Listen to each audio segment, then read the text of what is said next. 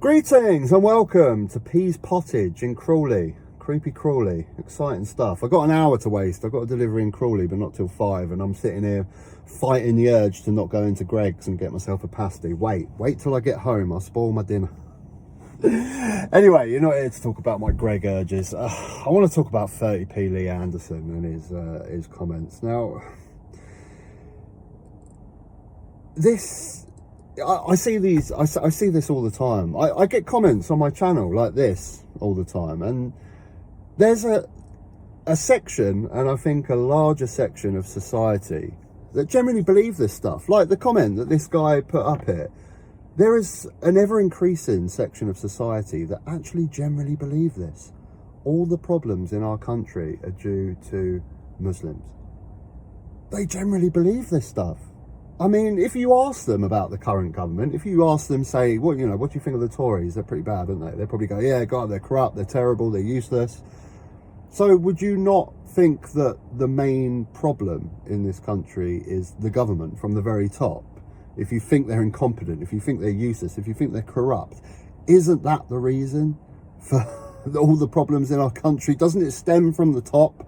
But there's people that generally blame Muslims for all our problems in society. And this comment on GB News, a national news channel, well, it's not a news channel, is it? It's a entertainment channel.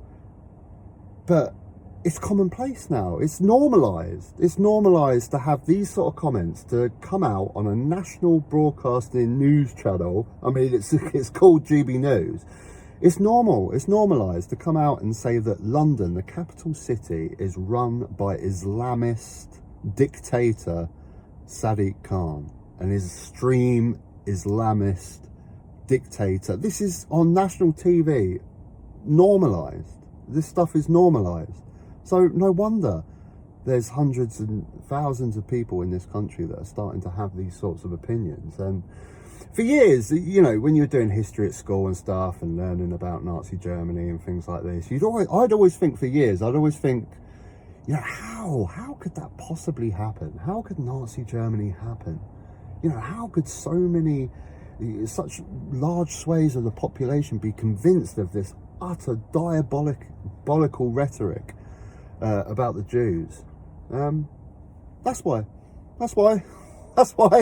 Because people like 30p Lee Anderson and Suella Braverman normalise this stuff gradually. It's like a very slowly rolling, what's the word, tumbleweed, kind of collecting more snowball, collecting more. So it's slow at first, but it just picks up momentum very slowly. More and people come on board, more and people will generalise about these things, and it just becomes commonplace to have comments like that. Our capital city is run by Islamist extremist Sadiq Khan. And no wonder. I mean, people get angry when you compare this stuff to Nazi Germany, don't they? You know, when Gary Lineker came out against comments from Suella Braverman, that her comments were very similar to the words used in Nazi Germany. I mean, what else do you have to say to compare the two? This is exactly the same sort of language that was put up against the Jews in Nazi Germany. Exactly the same stuff. They're controlling the world. I mean, this is the viewpoint of these people, isn't it? I know some people in real life that generally have these views about Muslims. They don't think they're coming over here to work, to better their lives, to better their children or escape war and famine. They're coming over here to take over. Ethnic cleansing. They're coming over to take over. People have these opinions, and it is still a minority, but it's an ever increasing minority. And when you get people like 30p Lee Anderson and Suella Braverman in public on a GB News, on a news broadcaster, quite openly sharing these opinions and views, it gets ever more normalised, and more people join this movement. Now, in all cases of extreme racism, it always seems to be the same case, that these people very rarely actually mix with Muslims.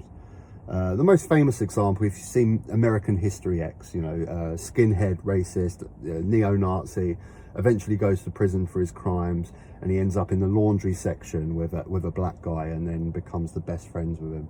and that part of the brain finally clicks, like, oh my God, this is just absolute rubbish. This is absolute nonsense. Everything I've been taught about black people is just absolute shite. When you meet people in the real world, when you mix with people in the real world, you understand this stuff. You know, it's always that common thing that racists, when they go, oh yeah, but John that owns the newsagent down the road, he's all right.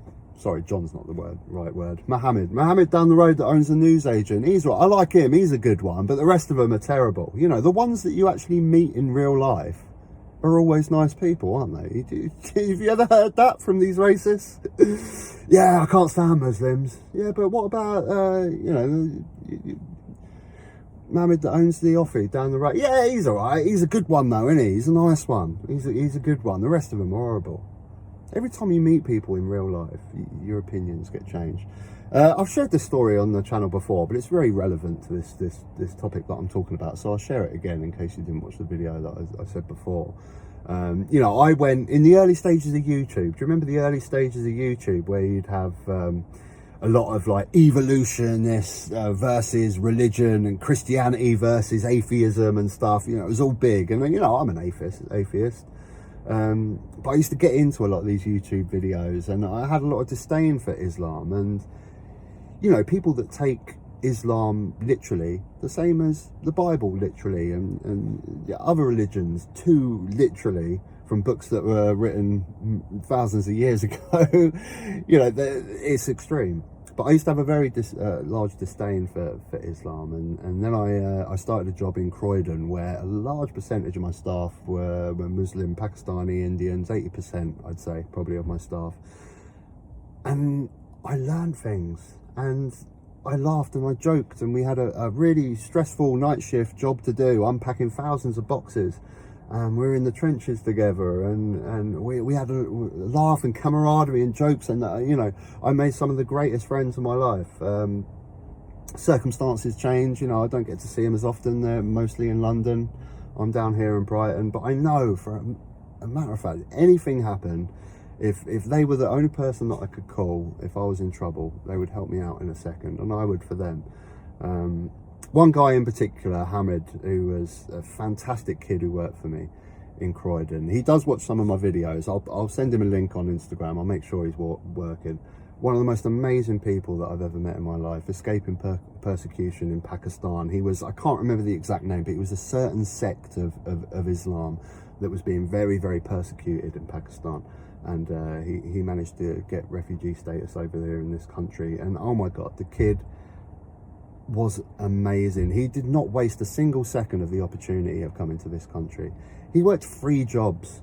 I used to run the night shift at Primark in Croydon, where we used to unpack all the boxes at night. And the kid, he used to do the morning shift. So he'd do a morning shift at Burger King.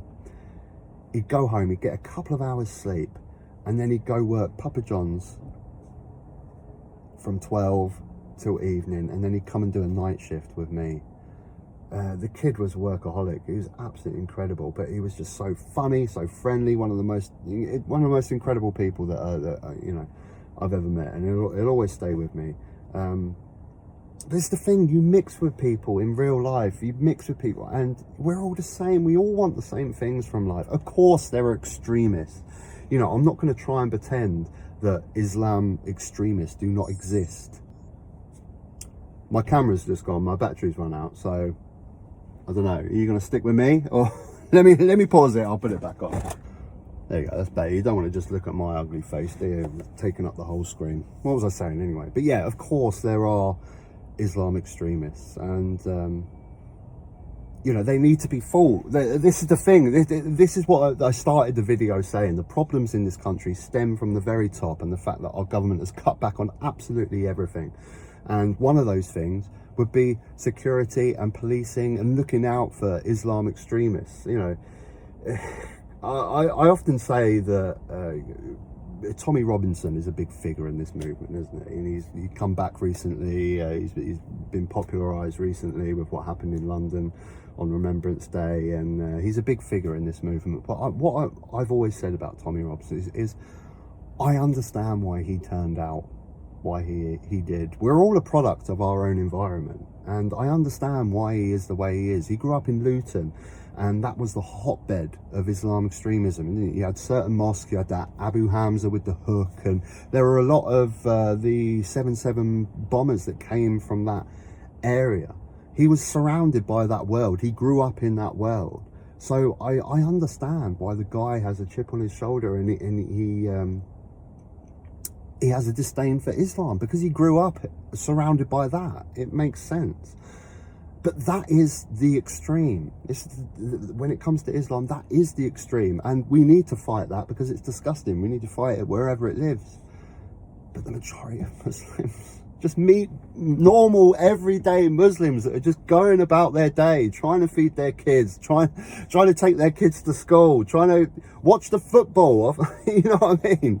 And the integration that I saw as well when I was working with, I used to see a lot of Muslims that had just moved here, and their kids used to get jobs as well that worked with me when their kids grew up and were teenagers. And the kids, they're just British. They're British kids. You know, they love all the same. They love football.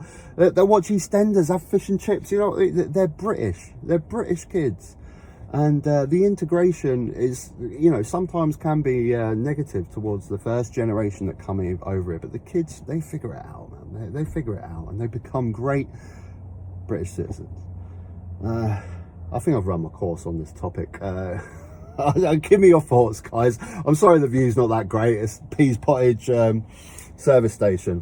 I've still got 20 minutes before I go do this job. I'm not going to get Greggs. I'm not going to get Greggs. I'm not going to get Greggs. I'm going to ruin my dinner. I'm not going to get Greggs. Till next time, guys. If you enjoyed the video, click a like. If you haven't subscribed, you can subscribe up top. There'll be another video. You can check that out as well. Till next time, take care.